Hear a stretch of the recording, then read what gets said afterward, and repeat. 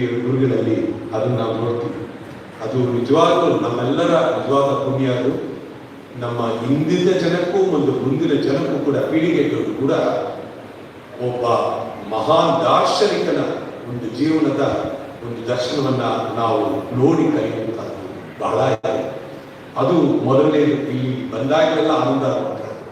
ಇನ್ನೊಂದು, ಧರ್ಮಸ್ಥಳಕ್ಕೆ ಕಾಲಿಟ್ಟಾಗ ಎಲ್ಲರಿಗೂ ಅನುಭವ ಆಗುವಂತಹದ್ದು ಇಲ್ಲಿರುವಂತಹ ಪಾವಿತ್ರ್ಯತೆ, ಪರಿಶುದ್ಧತೆ, ಸ್ವಚ್ಛತೆ, ನಿರ್ಮಲತೆ. ಅಂದ್ರೆ ಈ ಎಲ್ಲ ಶಬ್ದಗಳನ್ನ ನಾವು ತುಂಬಾ ಮನಸ್ಸಿಟ್ಟು ಯೋಚನೆ ಮಾಡಬೇಕು. ನಿರ್ಮಲ ಅನ್ನೋದು ಸುಲಭದ ಶಬ್ದ ಅಲ್ಲ. ಸ್ವಚ್ಛತೆ, ಬಾಹ್ಯ ಸ್ವಚ್ಛತೆ, ಆಂತರಿಕ ಸ್ವಚ್ಛತೆ, ಇವೆಲ್ಲವೂ ಕೂಡ ಬಹಳ ಆಳವಾಗಿ ಯೋಚನೆ ಮಾಡುವಂಥ ವಿಷಯ. ಯಾವ ಲಕ್ಷಾಂತರ ಮಂದಿ ಜನ ಬಂದು ಓಡಾಡುವಂತಹ ಒಂದು ಜಾಗದಲ್ಲಿ ಇಷ್ಟು ಪರಿಶುದ್ಧತೆ, ಇಷ್ಟು ಪಾವಿತ್ರ್ಯತೆ, ಪ್ರತಿಯೊಬ್ಬರ ಮನಸ್ಸಿನಲ್ಲಿ ಕೂಡ ಇಲ್ಲಿ ನಾನು ಒಂದು ನಿಯಮಬದ್ಧವಾಗಿ ನಡ್ಕೋಬೇಕು, ಪವಿತ್ರತೆಯಿಂದ ನಡ್ಕೋಬೇಕು ಅನ್ನೋ ಒಂದು ಭಾವನೆ ಆ ಇಡೀ ಕ್ಷೇತ್ರದ ವೈಬ್ರೇಷನ್ ಅಲ್ಲಿ. ಯಾರಿಗೂ ಕೂಡ ಇಲ್ಲಿ ನಾನು ಈ ಕ್ಷೇತ್ರವನ್ನ ಒಂದು ಏನೋ ಗಲೀಜ್ ಮಾಡೋದಾಗಿ ಅಥವಾ ಬೇರೆ ಯೋಚನೆ ಆಗಿ ಮಾಡೋಕೆ ಸಾಧ್ಯ ಇಲ್ಲ. ಕ್ಷೇತ್ರ ಒಳಗೆ ಬರ್ತಾ ಇದ್ದಂಗೆ ಬೇರೆ ಎಲ್ಲಾದ್ರೂ ಹೇಗಾದ್ರೂ ಇಲ್ಲಿ ಒಳಗೆ ಬರ್ತಾ ಇದ್ದಂಗೆ ಇಲ್ಲಿ ಒಂದು ವಾತಾವರಣದ ಪಾವಿತ್ರತೆ ವೈಬ್ರೇಷನ್. ಪ್ರತಿಯೊಬ್ಬರು ಕೂಡ ಈ ಒಂದು ನಿಯತಿ ಅಂತ, ಒಂದು ವೃತ್ತ ನಿಯತಿ ಅಂತ, ಅದರ ಒಳಗೆ ಬದ್ಧವಾಗಿ ನಾವು ನಡ್ಕೋಬೇಕು ಅನ್ನೋ ಒಂದು ವಿನಯ ಈ ಕ್ಷೇತ್ರದ ಒಂದು ಪವರ್ನಲ್ಲಿದೆ. ಅದಕ್ಕೆ ಬಹಳಷ್ಟು ಅದರ ಕೇಂದ್ರೀಭೂತವಾಗಿ ಕೆಲಸ ಮಾಡುವವರು ಹೆಗ್ಡೆರು. ಅವರ ಒಂದು ಆ ದಂಪತಿಗಳ ಒಂದು ಇಚ್ಛಾಶಕ್ತಿಯಿಂದ ಇಂಥ ಒಂದು ನೈರ್ಮಲ್ಯ ಇಲ್ಲಿ ಸೃಷ್ಟಿಯಾಗಿದೆ. ಧರ್ಮಸ್ಥಳ ಧರ್ಮ ಕ್ಷೇತ್ರವಾಗಿ ಇಡೀ ದೇಶಕ್ಕೆ ಒಂದು ಮಾದರಿಯಾಗಿದೆ. ಗಿನ್ನಿಸ್ ದಾಖಲೆಯಾಗಿದೆ. ಇಲ್ಲಿರುವಂತಹ ಒಂದು ಶುದ್ಧತೆ ಗಿನ್ನಿಸ್ ದಾಖಲೆಯಾಗಿದೆ. ಇದು ನಿಜವಾಗಲೂ ಅಪರೂಪವಾದಂತಹ ಒಂದು ವಿಷಯ. ನೈರ್ಮಲೀಕರಣದ ಕಾನ್ಸೆಪ್ಟ್ ಅನ್ನೋದು, ಪಾವಿತ್ರ್ಯತೆಯ ಕಾನ್ಸೆಪ್ಟ್ ಅನ್ನೋದು, ನಿಷ್ಠೆಯ ಕಾನ್ಸೆಪ್ಟ್, ಇದು ಈಗ ಒಂದು ಪಸರಿಸ್ತಾ ಇರುವಂತಹದ್ದು ಬಹಳ ಅದ್ಭುತವಾದ ಮತ್ತೊಂದು ವಿಷಯ. ಜೊತೆಗೆ ನಿನ್ನೆ ಬಂದೆ ನಾನು ಸಂಜೆ ಸೀತಾರಾಮ್ ಅವರು ಇಲ್ಲಿನ ಶಾಂತಿವನಕ್ಕೆ ಕರ್ಕೊಂಡು ಯೋಗ ಮತ್ತು ಶಾಂತಿವನ ಅನ್ನೋದು ಅದು ಪ್ರಕೃತಿ ಚಿಕಿತ್ಸೆಗೆ ಒಂದು ಆಲಯವೇ. ಒಂದು ಕಡೆ ಧರ್ಮಕ್ಷೇತ್ರವಾದರೆ ಇನ್ನೊಂದು ವೈದ್ಯ ಕ್ಷೇತ್ರದಲ್ಲಿ ಒಂದು ಧರ್ಮಕ್ಷೇತ್ರ. ಆ ಶಾಂತಿವನದ ಒಳಗೆ ಕಾಲಿಟ್ಟಾಗಿಂದ ಸುಮಾರು 2.5 ಗಂಟೆ ನಾನು ಎಲ್ಲವನ್ನು ನೋಡಕ್ಕೆ ಬರಬೇಕಾಯ್ತು. ಸೀತಾರಾಮ್ ಅವರೆಲ್ಲ ಕಡೆ ಕರ್ಕೊಂಡು ತೋರಿಸಿದ್ರು. ಪ್ರತಿಯೊಂದು ವಿಷಯದಲ್ಲೂ, ಸಣ್ಣ ವಿಷಯದಿಂದ ಹಿಡಿದು ಅದರ ಸಂಪೂರ್ಣವಾದಂತಹ ಬೆಳವಣಿಗೆವರೆಗೂ ಎಂಥ ಒಂದು ಆಯೋಜನೆ ಇದೆ, ಪ್ರೀತಿ ಇದೆ. ನಮ್ಮ ಸಮಾಜದಿಂದ ನಾವೆಲ್ಲರೂ, ನಮ್ಮ ಹಿರಿಯರು, ಅದರ ಹಿಂದಿನವರು, ಜನರೇಷನ್ಸ್ ಎಲ್ಲರೂ ಅಚ್ಚುಕಟ್ಟಾಗಿ ಪಾಲಿಸ್ಕೊಂಡು ಬರ್ತಾ ಇರೋದು ಮನುಷ್ಯ ಮತ್ತು ಪ್ರಕೃತಿಯ ಒಂದು ಸಂವಾದ. ಆ ಪ್ರಕೃತಿ ಜೊತೆಯಾಗಿ ನಾವು ಜೀವನ ಮಾಡೋದು ಅನ್ನೋದು ನಮ್ಮ ಹಿಂದಿನ ಸಮಾಜದಲ್ಲಿ ಅತ್ಯಂತ ಸಹಜವಾದ ವಿಷಯ ಆಗಿತ್ತು. ಸಹಜವಾಗಿ ಜೀವನ ಮಾಡೋದು, ಯಾವ ಆಡಂಬರವೂ ಇಲ್ಲದೆ, ಯಾವ ಆಭರಣವೂ ಇಲ್ಲದೆ ಮನುಷ್ಯ ಅತ್ಯಂತ ಸಹಜವಾಗಿ ಮನಸ್ಸನ್ನ ಎಲ್ಲ ಜೊತೆಗೂ ಬೆರೆತುಕೊಂಡು ಜೀವನ ಮಾಡುವಂತಹದ್ದು ಅನ್ನೋದೊಂದು ಕಲ್ಪನೆ ನಮ್ಮ ಹಿಂದಿನ ಜನಗಳಲ್ಲಿತ್ತು. ಬರ್ತಾ ಬರ್ತಾ ಆಧುನೀಕರಣೆ ಅನ್ನುವಂಥದ್ದು ನಮ್ಮನ್ನ ಸಿವಿಲೈಸೇಷನ್, ನಮ್ಮ ಪ್ರಕೃತಿಯಿಂದ ನಮ್ಮನ್ನು ಬರ್ತಾ ಬರ್ತಾ ದೂರ ಮಾಡ್ತಾ ಇದೆ. ಪ್ರಕೃತಿಯ ಶೋಷಣೆ ನಮ್ಮ ಮನಸ್ಸು ಹೋಗ್ತಾ ಇದೆ. ಪ್ರಕೃತಿಯ ಒಳಗೆ ಸೇರುವಂತಹ, ಅದನ್ನು ಭಕ್ತಿಯಿಂದ ಪೂಜಿಸುವಂತಹ, ಆರಾಧಿಸುವಂತಹ ಮನಸ್ಥಿತಿನ ನಾವು ಕಳ್ಕೊತಾ ಇದ್ದೀವಿ. ಆದರೆ ಶಾಂತಿವನದಲ್ಲಿ ಪ್ರಕೃತಿ ಚಿಕಿತ್ಸೆಯ ಕಾನ್ಸೆಪ್ಟ್ನ ಎಷ್ಟು ಅದ್ಭುತವಾಗಿ ಅಲ್ಲಿ ರೂಪುಗೊಳಿಸಿದ್ದಾರೆ, ವ್ಯವಸ್ಥೆ ಮಾಡಿದ್ದಾರೆ. ಎಷ್ಟು ಥರದ ರೀತಿಯ ಟ್ರೀಟ್ಮೆಂಟ್ಸ್ ಅಲ್ಲಿ ಮಾಡ್ತಾ ಇದ್ದಾರೆ. ಎಲ್ಲವೂ ಯಾವ ಮೆಡಿಸಿನ್ ಇಲ್ಲ, ಎಲ್ಲವೂ ಪ್ರಕೃತಿಯೇ. ನಾವು ದಿನನಿತ್ಯ ತಗೊಳ್ಳುವಂತಹ ಮೂಲಭೂತವಾದಂತಹ ನಮ್ಮ ಪಂಚಭೂತಗಳಿಂದ ಬರ್ತಾ ಇರುವಂಥದ್ದು. ಅಂದರೆ ಪೃಥ್ವಿ, ಆಪಸ್ಥೆಯೋ, ವಾಯುರಾಕಾಶ ಅಂತ ಪಂಚಭೂತಗಳಿಂದ ನಾವು ಜೀವನ ಮಾಡ್ತಾ ಇದ್ದೀವಿ. ದೇಹ ಪಂಚಭೂತದಿಂದ ಬಂದಿದ್ದು. ಹಾಗಾಗಿ ಈ ಸಮತೋಲನವನ್ನು ಸಾಧಿಸುವಂತಹ ಒಂದು ಪ್ರಕ್ರಿಯೆ ಮತ್ತು ಆಹಾರವೇ ಯಾರಿಗೆ ಊಟಬಲ್ಲವನಿಗೆ ರೋಗವಿಲ್ಲ ಅಂತ ಹೇಳಿದ್ದಾರೆ. ಹಾಗೆ ಸರಿಯಾದ ಆಹಾರ ತಗೊಳ್ತಾ ಇದ್ದರೆ ಮನುಷ್ಯ ಜೀವನ ಶೈಲಿಯನ್ನು ಸರಿಯಾದ ರೂಪದಲ್ಲಿ ಇಟ್ಕೊಂಡಿದ್ರೆ ಆಟೋಮೆಟಿಕ್ ಆಗಿ ಅವರು ಆರೋಗ್ಯವಾಗಿರ್ಬೋದು ಅನ್ನುವಂಥ ಮತ್ತೊಂದು ತತ್ವ. ಇನ್ನೊಂದು ಅತಿ ಮುಖ್ಯವಾಗಿ ಬೇಕಾಗಿರೋದು ಮಾನವನ ದೇಹ, ಮನಸ್ಸು ಮತ್ತು ಆತ್ಮದ ಒಂದು ಸಂಯೋಗವನ್ನು ಸೃಷ್ಟಿ ಮಾಡುವಂತಹ ಯೋಗ, ಇದರ ಒಂದು ಸಂಯೋಗ. ಹೀಗೆ ಜೀವನ ಶೈಲಿಗೆ ಅತ್ಯಂತ ಅವಶ್ಯಕವಾಗಿರುವಂತಹ ಎಲ್ಲ ಅಂಶಗಳನ್ನ ಶಾಂತಿವನದಲ್ಲಿ ಎಷ್ಟು ಸುಂದರವಾಗಿ ಅಚ್ಚುಕಟ್ಟಾಗಿ ಅದನ್ನು ವ್ಯವಸ್ಥಿತವಾಗಿ ಮಾಡಿದ್ದಾರೆ. ಪ್ರತಿಯೊಂದು ಚಿಕ್ಕ ವಿಷಯದಲ್ಲೂ ಕೂಡ ಅಲ್ಲಿ ಸೀತಾರಾಮ ಅವರು ಎಕ್ಸ್ಪ್ಲೇನ್ ಮಾಡ್ತಾ ಇದ್ರು, ಅಲ್ಲಿ ಒಂದೊಂದು ಜಾಗದಲ್ಲಿ ಒಂದು ಒಂದು ಹಟ್ಸ್ ಇದೆ, ಪರ್ಣಕುಟಿಗಳ ತರ ಇದೆ. ಆ ಜಾಗದಲ್ಲಿ ಒಂದು ಆ ಗೋಡೆಗೆ ಒಂದು ಬ್ಯಾಂಬೂ ಮ್ಯಾಟ್ಸ್ ಹಾಕಿದ್ದಾರೆ. ಅದರ ವಾತಾವರಣ, ಅದರಲ್ಲಿರುವಂತಹ ಒಂದು ಬಳಸಿರುವಂತಹ ಉಪಕರಣಗಳು ಎಲ್ಲದರಲ್ಲೂ ಎಂಥ ಒಂದು ಸದಭಿರುಚಿ, ಆಮೇಲೆ ನಮ್ಮ ಸಂಸ್ಕೃತಿಯನ್ನು ಉಪಯೋಗಿಸ್ಕೊಂಡು ಮಾಡಿರುವಂತಹ ಒಂದು ವಾತಾವರಣ. ಹಾಗೆ ಅಲ್ಲಿ ಎಲ್ಲ ವ್ಯವಸ್ಥೆಗಳನ್ನ ಅವೆಲ್ಲ ನೋಡಿದಾಗ ನಿಜವಾಗ್ಲೂ ಹೃದಯ ತುಂಬಿ ಬಂತು. ಎಷ್ಟೋ ಜನ ಹೇಳ್ತಾ ಇದ್ದಾರೆ ಬಹಳ ಚೆನ್ನಾಗಿದೆ ಶಾಂತಿವನದಲ್ಲಿ ಆ ಟ್ರೀಟ್ಮೆಂಟ್ ಅಂತ. ಯಾವಾಗಲೂ ಉತ್ತಮವಾದದ್ದು ಅಂತ ಹೇಳಿದ್ರೆ ನಾವು ನಿಜವಾಗ್ಲೂ ಬೇಗ ನಂಬಲ್ಲ. ಚೆನ್ನಾಗಿದೆ ಅಂತಂದ್ರೆ ಏನೋ ಹೇಳ್ತಾ ಇದ್ದಾರೆ ಅನ್ನೋ ಭಾವನೆನ ಮನುಷ್ಯನ ಲಿಮಿಟೇಷನ್. ಪ್ರತ್ಯಕ್ಷವಾಗಿ ನೋಡಿದಾಗಲೇ ಒಂದು ವಸ್ತುವಿನ ನಿಜವಾದ ಅದ್ಭುತವಾದ ಎಷ್ಟು ಮಟ್ಟಿಗೆ ಸಾಧನೆಯಾಗಿದೆ, ಎಂಥ ಒಂದು ತತ್ವವನ್ನು ಬಳಸ್ಕೊಂಡಿದೆ ಅಂತ ಗೊತ್ತಾಗುತ್ತೆ. ಆ ಪ್ರತ್ಯಕ್ಷ ಅನುಭವ ಅಲ್ಲ. ಒಂದು ಕಡೆ ನಾನು ಅದೇ ಆಶ್ಚರ್ಯ ಆಗಿತ್ತಂದ್ರೆ, ಈ ಕಡೆ ದೇವರು ಸಾಕ್ಷಾತ್ಕಾರವಾಗಿರುವಂತಹ ಈ ಕ್ಷೇತ್ರ, ಇನ್ನೊಂದು ಕಡೆ ಆ ಪ್ರಕೃತಿಯನ್ನು ನೈರ್ಮಲ್ಯವನ್ನು ಕಾಪಾಡುತ್ತಾ ದೇಹವನ್ನ ಶುದ್ಧವಾಗಿಡೋದಕ್ಕೆ ನಡೀತಾ ಇರುವಂತಹ ಅಲ್ಲಿನ ಕೈಂಕರ್ಯ ಬಹಳ ಸಂತೋಷ ಆಯಿತು. ಎಷ್ಟು ವ್ಯಾಪಕವಾಗಿದೆ, ಎಷ್ಟು ಜನ ಕೆಲಸ ಮಾಡ್ತಾ ಇದ್ದಾರೆ, ಎಷ್ಟು ಡಾಕ್ಟರ್ಸ್ ಇದ್ದಾರೆ, MD ಮಾಡ್ತಾ ಇರುವಂತಹ ಜನಗಳೆಲ್ಲ ಅಲ್ಲಿ ಇಂಟರ್ನ್ಶಿಪ್ ಅಲ್ಲಿ ಕೆಲಸ ಮಾಡ್ತಾ ಇದ್ದಾರೆ. ಅಲ್ಲಿ ಸೇವಕರು ಇಷ್ಟ ಇದ್ದಾರೆ. ಪ್ರತಿಯೊಬ್ಬರಲ್ಲೂ ನಿಷ್ಠೆ, ಎಷ್ಟು ನಿಷ್ಠೆ ಅಂತಂದ್ರೆ ಪ್ರತಿಯೊಬ್ಬರಲ್ಲೂ ನಾವು ನಮ್ಮ ಕೆಲಸವನ್ನ ಕಾಯಕವೇ ಕೈಲಾಸ ಅಂತ ಮಾಡಬೇಕು ಅನ್ನೋ ನಿಷ್ಠೆ ಕಾಣಿಸ್ತಾ ಇದೆ. ಯಾಕೆ ಹಾಗಾಗುತ್ತೆ? ಯಥಾ ರಾಜ ತಥಾ ಪ್ರಜಾ. ಯಾವಾಗ ಮನೆಯಲ್ಲಿ ತಂದೆ ಶ್ರದ್ಧೆ ಆ ವೈಬ್ರೇಷನ್ಸ್ ಅನ್ನು ಹಿಡ್ಕೊಂಡು ನಿಂತಿದ್ದಾನೆ, ತಾಯಿ ಆ ಪಾವಿತ್ರತೆಯಲ್ಲಿ ನಿಂತುಕೊಂಡಿದ್ದಾರೋ, ಆವಾಗ ಮಕ್ಕಳಲ್ಲಿ ಬೋಧನೆ ಮಾಡಬೇಕಾಗಿದೆ. ಅವರ ನಡತೆ ಅವರು ನೋಡ್ತಾನೆ ಮಕ್ಕಳು ಕಲಿತೀವಿ. ಹಾಗೆ ರಾಜ ನಮಗೆ ಹೀಗಿದ್ರೆ ಇನ್ನು ಜನ ಇಲ್ಲಿ ಹೇಗಿರೋಕ್ಕೆ ಸಾಧ್ಯ? ಅಲ್ಲಿ ಪ್ರತಿಯೊಬ್ಬರಲ್ಲೂ ಅಷ್ಟೇ 30 ವರ್ಷಗಳಿಂದ ನಡೀತಾ ಇದೆ ಇನ್ಸ್ಟಿಟ್ಯೂಷನ್. ಎಷ್ಟು ಬ್ಯೂಟಿಫುಲ್ ಆಗಿದೆ ನಿಜವಾಗ್ಲೂ. ಎಲ್ಲ ಕಡೆಗೂ ಒಂದು ಅದ್ಭುತವಾದ ಮಾದರಿ. ಬಹಳ ಸಂತೋಷ ಆಗಿದೆ ಅವರೆಲ್ಲರೂ ನೋಡಿದ್ದು, ಆ ಕ್ಷಣಗಳನ್ನ ಅನುಭವಿಸಿದ್ದು.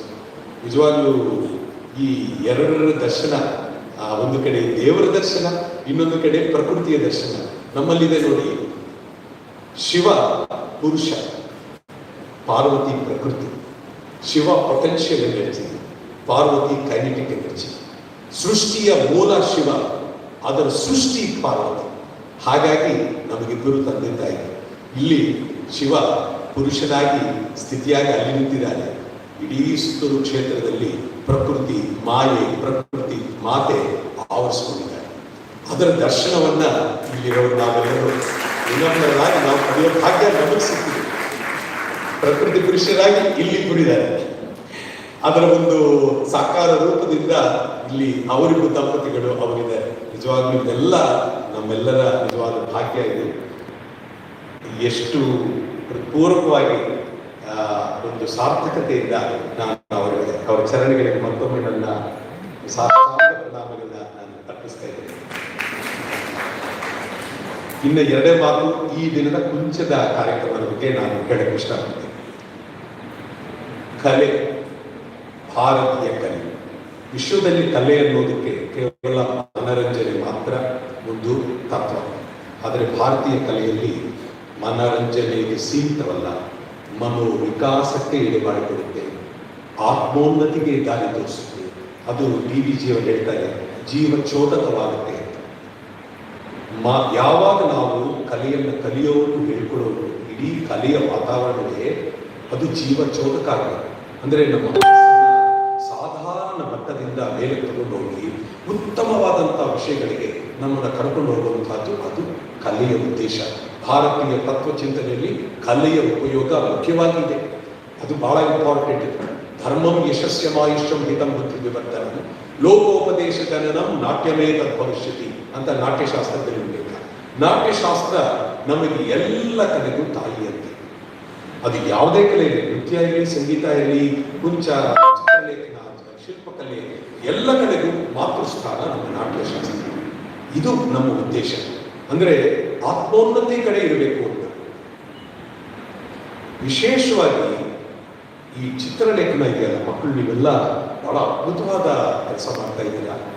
ಒಂದೊಂದು ಚಿತ್ರದಲ್ಲಿ ಮಾಡ್ತಾ ಇದ್ರೆ ಅದರಲ್ಲಿರುವಂತಹ ಒಂದು ಸ್ಪಂದನೆ, ಅದರಲ್ಲಿರುವಂತಹ ಒಂದು ಭಾವ, ನೀವು ಬಳಸಿರುವಂತಹ ಟೆಕ್ನಿಕ್, ತಂತ್ರ, ಲೇಖನದ ರೇಖೆಗಳು ಮತ್ತು ಅದರ ಕೊಡ್ತಾ ಇರುವಂಥ ಶೇಡ್ಸ್, ಅದೆಲ್ಲವೂ ಕೂಡ ಅದು entire scheme of colours and presentation ಏನಿದೆ, ಅದು ನೋಡ್ತಾ ಇದ್ದಂಗೆ ಒಂದು ಕ್ಷಣದಲ್ಲಿ ಆ ಜಾಗದ ಒಂದು ಶಕ್ತಿಯನ್ನ ನಮ್ಮ ಮುಂದೆ ತರ್ತಾ ಇದೆ. ಅಷ್ಟು ಸುಂದರವಾಗಿದೆ ಪ್ರತಿಯೊಂದು ಒಂದು ಅಲ್ಲಿರುವಂತಹ ಪೇಂಟಿಂಗ್ ಅನ್ನು. ಎಲ್ಲ ಮಕ್ಕಳು ನಿಜವಾಗ್ಲೂ ಅದು ಬಹಳ ಅವರ ಪ್ರತಿಭೆಗೆ ದ್ಯೋತಕವಾಗಿ ಅಲ್ಲಿ ಪ್ರತಿಯೊಂದು ಚಿತ್ರವನ್ನು ಕಾಣ್ತಾ ಇದೆ. ಈ ಸಲದ ಒಂದು ಸಬ್ಜೆಕ್ಟ್ ಕಿನಾರೆ, ಕೆಲವಂತೂ ಬಹಳ ಅದ್ಭುತವಾಯಿತು. ಗುರುಗಳು ನೋಡಿ ಆನಂದ ಪಡ್ತಾ ಇದ್ರು. ಕೆಲವು ಒಂದು ಕಡೆ ಸ್ಪೋರ್ಟ್ಸ್ ಸುತ್ತಾ ಇರುವಂತಹ ಸಾಗರವನ್ನು ತೋರಿಸಿದ್ರೆ, ಇನ್ನೊಂದು ಕಡೆ ನಿರ್ಮಲವಾಗಿರುವಂತಹ ಸಾಗರ, ಇನ್ನೊಂದು ಕಡೆ ಆಗತಾನೆ ಬಂದು ಬಂಡೆಗಳನ್ನು ಅಪ್ಪಳಿಸುವಂತಹ ಅಲೆಗಳು ಹಿಂದೆ ನಿಧಾನಕ್ಕೆ ಹಿಂದೆ ಹೋಗ್ತಾ ಇದೆ. ಅದು ಬಂದು ಅಪ್ಪಳಿಸುವಂತಹ ಶಕ್ತಿ ಇದೆ, ಅದು ಹಿಂದೆ ಹೋಗ್ತಾ ಇರುವಂತಹದ್ದು ನಿರ್ಗಮನ, ಆಗಮನ ನಿರ್ಗಮನ ಎರಡೂ ಭಾವನೆಗಳನ್ನು ತುಂಬಿರುವಂತಹ ಒಂದು ಪೇಂಟಿಂಗ್ ಇದೆ ಇಲ್ಲಿ. ಹೀಗೆ ಪ್ರತಿಯೊಂದು ಕೂಡ ಬಹಳ ಅದ್ಭುತವಾದಂತಹ ಒಂದು ಕೆಲಸ. ಇದರ ಸಬ್ಜೆಕ್ಟ್ಸೇ ಬಹಳ ಅದ್ಭುತವಾಗಿ ಯೋಚನೆ ಮಾಡಿಕೊಡ್ತಾ ಇದೆ. ನೀವು ನೋಡಿರ್ಬೋದು. ಇಲ್ಲಿ ಪುರಾಣವಿದೆ, ಸಂಸ್ಕೃತಿ ಇದೆ, ನಮ್ಮ ಧರ್ಮ ಇದೆ, ಜೊತೆಗೆ ಸಾಮಾಜಿಕ ಪ್ರಜ್ಞೆ ಇದೆ, ಮನಸ್ಸಿದೆ, ವಿಜ್ಞಾನವಿದೆ. ಎಷ್ಟು ವಿಷಯಗಳನ್ನು, ನಾನು, ನನ್ನ ಕನಸು, ವಿಜ್ಞಾನ ಇತ್ಯಾದಿ. ಇತ್ತೀಚೆಗೆ ಈಗ ತಾನೇ ಹೇಳಿದ್ರು, ಕುಡಿತದಿಂದ ಆಗುವ ಪರಿಣಾಮಗಳು, ಮನುಷ್ಯ ಕುಡಿತ ಮತ್ತು ಈ ಸಮಸ್ಯೆಯ ಬಗ್ಗೆ, ಅಂದ್ರೆ ಸಮಾಜದಲ್ಲಿರುವಂತಹ ದೊಡ್ಡ ಪೀಡೆ, ಅದರ ಸಮಸ್ಯೆಯನ್ನು ಈ ಸಲ ಅದನ್ನು ಕೊಟ್ಟಿದ್ದಾರೆ. ಅಂದ್ರೆ ಇಲ್ಲಿ ಬಹಳ ಮುಖ್ಯವಾಗಿ ನನಗೆ ಬಹಳ ಸಂತೋಷ ಆಗ್ತಾ ಇರೋದು, ಚಿತ್ರಲೇಖನದ ಒಂದು ಕಾನ್ಸೆಪ್ಟ್ ಒದಗುತ್ತೆ ಮತ್ತು ಬಹಳ ಅದರ ದೊಡ್ಡ ಶಕ್ತಿ ಕೂಡ. ಪೌರಾಣಿಕ ಕಥೆಗಳನ್ನು ನಾವು ಸಬ್ಜೆಕ್ಟ್ ಆಗಿ ತಗೋಬಹುದು, ಪ್ರಕೃತಿ ಸೌಂದರ್ಯವನ್ನು ಸಬ್ಜೆಕ್ಟ್ ಆಗಿ ತಗೋಬಹುದು, ಜೊತೆಗೆ ಸಮಾಜದ ವಿಷಯಗಳನ್ನು ಸಬ್ಜೆಕ್ಟ್ ಆಗಿ ತಗೋಬಹುದು, ಸಮಾಜದಲ್ಲಿರುವಂತಹ ಒಂದು ಶೋಷಣೆಗಳು, ಸಮಸ್ಯೆಗಳನ್ನು ಕೂಡ ಸಬ್ಜೆಕ್ಟ್ ಆಗಿ ತಗೋಬಹುದು. ಅಂದ್ರೆ ಸನಾತನವಾದಂತಹ ವಿಷಯಗಳಿಂದ ಹಿಡಿದು ಈ ಕಾಂಟೆಂಪರರಿ ಸಮಸ್ಯೆಗಳವರೆಗೂ ಈ ದೊಡ್ಡ ವ್ಯಾಪ್ತಿ ಬಹಳ ಸುಲಭವಾಗಿ ಚಿತ್ರಲೇಖನಕ್ಕೆ ಅದು ಸಿಗುವಂತಹ ಒಂದು ವಿಷಯ. ಅದನ್ನ ಅವರು ಪ್ರತಿ ಸಲ ಕೂಡ ಆ ವಿಷಯಗಳನ್ನು ಕೊಡ್ತಾ ಇದ್ದಾರೆ. ಈ ಮಕ್ಕಳಲ್ಲಿ ವಿಶೇಷವಾಗಿ ಅದರ ಒಂದು ಪ್ರಜ್ಞೆಯನ್ನು ಬೆಳೆಸ್ತಾ ಇದ್ದಾರೆ. ಬಹಳ ಮುಖ್ಯವಾಗಿ ಆಯ್ಕೆ ಬಹಳ ಮುಖ್ಯ, ವಸ್ತುವಿನ ಆಯ್ಕೆ ಬಹಳ ಮುಖ್ಯ. ಚಿತ್ರಲೇಖನ ಅನ್ನುವಂಥದ್ದು ಕೇವಲ ರೇಖೆಗಳನ್ನ, ಅದರ ಶೇಡ್ಸ್ ಅನ್ನು ಕೊಡ್ತಾ, ಕಲರಿಂಗ್ ಮಾಡ್ತಾ ಆಗುವಂತ ಹೊರಗಿನ ಪ್ರಕ್ರಿಯೆ ಅಲ್ಲ. ಅದು ಆಚೆ ಬರಬೇಕಾದ್ರೆ ಮನಸ್ಸಿನ ಒಳಗೆ ಒಂದು ಪ್ರಕ್ರಿಯೆ ಆಗಿದೆ. ಇದು ಬಹಳ ದೊಡ್ಡ ದೊಡ್ಡ ವ್ಯಕ್ತಿಗಳು ಹೇಳಿದ್ದಾರೆ. ಲಿಯೋ ಟಾಲ್ಸ್ಟಾಯ್ ಇಂತಹ ಮಹಾನ್ ವ್ಯಕ್ತಿಗಳು, ದಾರ್ಶನಿಕರು ಇದ್ರ ಬಗ್ಗೆ ಎಲ್ಲ ಬರೆದಿದ್ದಾರೆ. ಬಹಳ ಮುಖ್ಯ ಏನಂತಂದ್ರೆ, ಚಿತ್ರಲೇಖನಕಾರ ಅದನ್ನು ಏನು ಬಿಡಿಸ್ತಾ ಇದ್ದಾನೋ, ತಾನು ನೋಡಿದಂತಹ ಮನಸ್ಸಿನಲ್ಲಿ ಯೋಚನೆ ಮಾಡಿ ನಿಲ್ಲಿಸ್ಕೊಂಡಿರುವಂತಹ ಒಂದು ಕಲ್ಪನೆಯನ್ನ ಅರಗಿಸ್ಕೊಂಡು ತನ್ನ ಪ್ರಜ್ಞೆಯನ್ನು ಅದರ ಒಳಗೆ ಸೇರಿಸಿ ಅದಕ್ಕೊಂದು ಆಕಾರ ಕೊಡ್ತಾ ಇದ್ದಾನೆ. ಅನುಕರಣೆ ಒಂದು ವಿಷಯ. ನೀವು ಯಾವ್ದಾದ್ರೂ ನೋಡ್ಬಿಟ್ಟು, ಫೋಟೋ ನೋಡ್ಬಿಟ್ಟು, ಅಥವಾ ಯಾವ್ದಾದ್ರು ಚೆನ್ನಾಗಿರುವಂತ ಒಂದು ಯಾವುದೋ ಇನ್ನೊಂದು ಪೇಂಟಿಂಗ್ ನೋಡಿ ಅನುಕರಣೆ ಮಾಡೋದು ಒಂದು ವಿಧಾನ. ಆದರೆ ಜೀವನವೊಂದು ನೋಡಿದಂತಹ ಘಟನೆಯನ್ನ ಅಥವಾ ಒಂದು ಅನುಭವವನ್ನ ಮನಸ್ಸಿನಲ್ಲಿ ತಗೊಂಡು ಅದನ್ನು ಅಭಿವ್ಯಕ್ತಗೊಳಿಸಬೇಕಾದ್ರೆ ಒಂದು ವಸ್ತು ಇದೆ, ಜೊತೆಗೆ ಇನ್ನೊಂದು ನಿಮ್ಮ ಪ್ರಜ್ಞೆ ಇದೆ. ನಿಮ್ಮ ಆಂತರಿಕ ಪ್ರಜ್ಞೆ ಬಹಳ ಮುಖ್ಯ ಆಗುತ್ತೆ. ಆಂತರಿಕ ಪ್ರಜ್ಞೆ ಶುದ್ಧವಾಗಿದ್ದರೆ ನಿಮ್ಮ ಕೃತಿ ಶುದ್ಧವಾಗುತ್ತೆ. ಆಂತರಿಕ ಪ್ರಜ್ಞೆಯಲ್ಲಿ ನಮ್ಮ ದೋಷವಿದ್ದರೆ ನೀವು ಹೊರಗೆ ಅತ್ಯಂತ ದಿವ್ಯವಾದಂತಹ ವಸ್ತುವನ್ನೇ ಕೂಡ ನಿಮ್ಮ ಪ್ರಜ್ಞೆಯ ದೋಷದಲ್ಲಿ ಅದು ಆಚೆ ಮೂಡಿ ಬರುವಷ್ಟೊತ್ತಿಗೆ ಅದು ಕಳಪೆ ಆಗುತ್ತೆ, ವಿಕೃತಿಯನ್ನು ಪಡೆಯುತ್ತೆ. ಒಂದು ಕಡೆ ಸಂಸ್ಕೃತಿ, ಇನ್ನೊಂದು ಕಡೆ ವಿಕೃತಿ, ನಡುವೆ ನಮ್ಮ ಅಂತರಂಗ ಇದೆ. ಹಾಗಾಗಿ ಬಹಳ ಮುಖ್ಯ ಆಗಂತಂದ್ರೆ western concept of painting and drawing, Indian concept ಇವರ ಮುಖ್ಯವಾದ ವಿಷಯ ಏನಂತಂದ್ರೆ, ಸಮಾಜದಲ್ಲಿ ಏನ್ ನೋಡಿದ್ರು ನನ್ನ ಮನಸ್ಸಿಗೆ ತೋಚದಂಗೆ, ಅಂದ್ರೆ ಅದು ವಿಕೃತಿಯಾಗಿದ್ರೂ ಕೂಡ ಲೇಖಿಸುತ್ತೇನೆ ಅನ್ನೋದು ವೆಸ್ಟರ್ನ್ ಕಾನ್ಸೆಪ್ಟ್ ಆಗಿರುತ್ತೆ. ಕಲೆ ಕಲೆಗಾಗಿ ಅಂತ, ಕಲೆಗಾಗಿ ಆಗೋ ಸಾಧ್ಯ ಇಲ್ಲ. ಕಲೆ ಆತ್ಮೋನ್ನತಿಗೆ ಮಾತ್ರ. ಹಾಗಾಗಿ ನಮ್ಮ ಅಂತರಂಗವನ್ನ ನಾವು ಶುದ್ಧವಾಗಿ ಇಟ್ಕೊಳ್ಳುವಂಥದ್ದು, ಈ ನಾನು ಒಂದು ವಿಷಯ ಹೇಳಬೇಕು ಇಲ್ಲಿ. ಚಿಕ್ಕಂದಿನಿಂದ ನಾನು ಕಲಿಯಲು ಪ್ರಾರಂಭ ಮಾಡಿದ್ದೇ ಚಿತ್ರಲೇಖನದಿಂದ. ನಂತರ ನಾನು ರಂಗಭೂಮಿ ನೃತ್ಯ ಕಲಾವಿದ ಆದೆ. ನಾನು ಜೀವನವನ್ನು ಆರಂಭಿಸಿದ್ದೆ 2-3 ವರ್ಷಕ್ಕೆ ನಾನು ಚಿತ್ರಲೇಖನ ಮಾಡ್ತಾನೆ ನನ್ನ ಆರಂಭವಾದ ಕಲೆಯ ಸೆಳೆತ ನನಗಾಯಿತು. ಆವಾಗೆಲ್ಲ ದೇವರ ಚಿತ್ರಗಳು ಬಿಡಿಸೋದೇ ನನಗೊಂದು ಖುಷಿ. ಎಲ್ಲೆಲ್ಲಿ ಯಾವ ಗೋಡೆ ಸಿಕ್ಕಿದ್ರು ಚಾಕ್ ಪೀಸಲ್ಲೋ ಹಿಂಗೋ ನಾನು ಚಿತ್ರಲೇಖನ ಮಾಡ್ತಾ ಇದ್ದೆ. ನಂತರ ಬರೋಕ್ಕೆ ಸ್ಟಾರ್ಟ್ ಆಯಿತು. ಹ್ಯೂಮನ್ ಫೀಲಿಂಗ್ಸ್ ಡೆಪಿಕ್ಟ್ ಮಾಡಬೇಕು, ಈ ಥರ ಎಲ್ಲ ಪ್ರಕೃತಿ, ಈ ಥರ ಎಲ್ಲ ಡೆವಲಪ್ ಆಯಿತು. ಬಹಳ ಮುಖ್ಯ ಆಯಿತು ಒಂದು ಕಲೆಯ ತಂತ್ರಗಾರಿಕೆಯನ್ನು ಕಲಿಯೋದು. ಮಕ್ಕಳು ತಂತ್ರಗಾರಿಕೆ ಅದನ್ನು ಶುದ್ಧವಾಗಿ ಅಭ್ಯಾಸ ಮಾಡೋದು, ಜೊತೆಗೆ ಏನು ಆಯ್ಕೆ ಮಾಡಬೇಕು, ಯಾವ ರೀತಿ ಪ್ರಸ್ತುತ ಮಾಡಬೇಕು ಅನ್ನುವಂಥ ಮನಸ್ಸನ್ನು ಶುದ್ಧವಾಗಿಟ್ಕೊಳ್ಳೋದು. ಹಿಂದೆ ಸ್ಥಪತಿಗಳು ಅಂತ ಇದ್ದರು. ಅವರು ಈ ಎಲ್ಲ ದೊಡ್ಡ ದೊಡ್ಡ ವಿಗ್ರಹಗಳನ್ನು, ಈ ದೇವಾಲಯಗಳನ್ನ ಸೃಷ್ಟಿ ಮಾಡ್ತಾ ಇದ್ದರು. ಚಕ್ಕನಾಚಾರಿ ಅಂತ ಹೇಳ್ತೀವಲ್ಲ, ಅವರೆಲ್ಲ ಸ್ಥಪತಿಗಳು, ಗ್ರೇಟ್ ಆರ್ಕಿಟೆಕ್ಟ್ಸ್. ಅವರೆಲ್ಲರಲ್ಲೂ ಒಂದು ಪದ್ಧತಿ ಇದೆ. ಒಂದು ವಿಗ್ರಹವನ್ನು ಕೆತ್ತಬೇಕು ಅಂತಂದರೆ ಅವರು ಯಾವುದೋ ಒಂದು ಹಿಂದಿನ ಕಾಲದಲ್ಲಿ ಒಂದು 1000 ವರ್ಷ 2000 ವರ್ಷದಲ್ಲಿ ಹಿಂದೆ ಯಾವ ಮಾಡೆಲ್ಸ್ ಇರಲಿಲ್ಲ. ಅವರು ಕ್ರಿಯೇಟ್ ಮಾಡ್ಕೋಬೇಕಾಗಿತ್ತು. ಆ ಮಾಡೆಲ್ಸ್ನ ಕ್ರಿಯೇಟ್ ಮಾಡೋದಕ್ಕೆ ಒಂದು ವಿಧಾನ ಇತ್ತು.